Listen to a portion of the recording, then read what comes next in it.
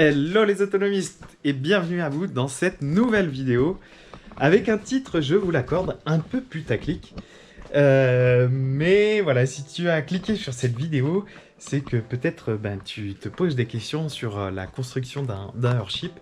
Et j'avais envie d'être complètement transparent avec vous par rapport à tous les avantages qu'offre cette maison, parce que c'est indéniable.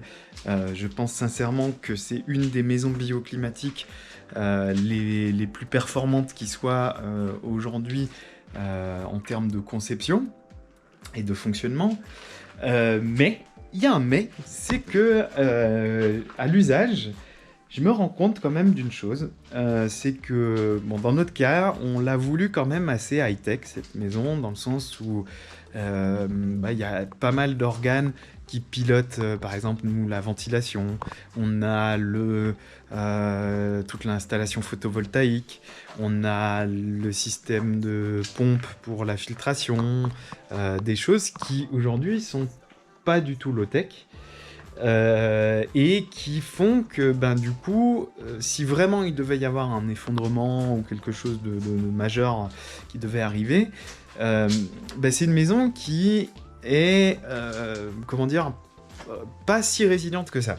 Elle est résiliente dans le sens où on n'a pas besoin de la chauffer, ça c'est indéniable. C'est vraiment le gros point fort de cette maison.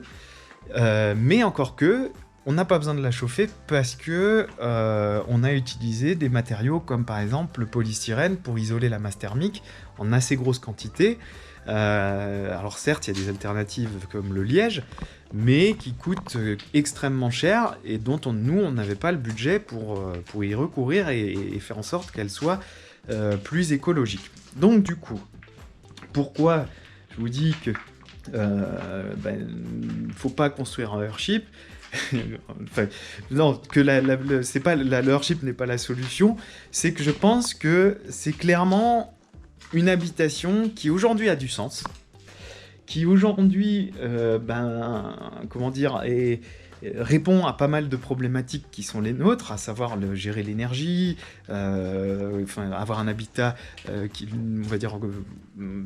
demande pas trop d'énergie à chauffer, etc. Donc ça, en soi, clairement, elle est inscrite dans cette époque-là. Par contre, ce que j'imagine, si je me projette un peu, c'est que dans 50, 60, 70 ans, j'accepterais bien volontiers, et même aujourd'hui, la critique comme quoi cette maison n'est pas écologique. Parce que, encore une fois, il y a des choses qui sont critiquables, que ce soit certains matériaux, le fait qu'il y ait quand même de high-tech pour que cette maison fonctionne bien.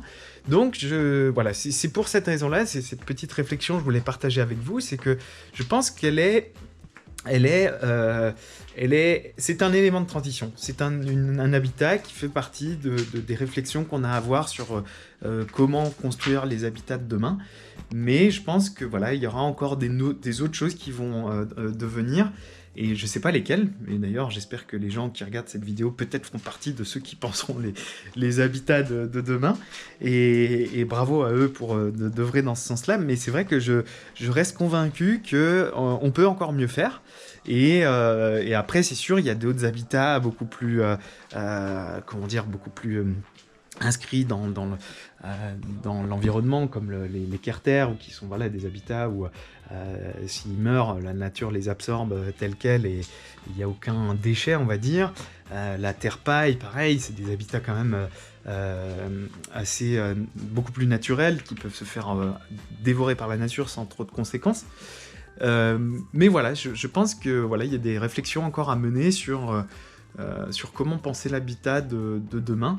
Même si aujourd'hui, encore une fois, le Earthship répond en tous les cas très très bien aux problématiques auxquelles on était confrontés, et on remercie chaleureusement Monsieur Reynolds de nous avoir offert ce panel de solutions qui sont celles d'aujourd'hui, on va dire.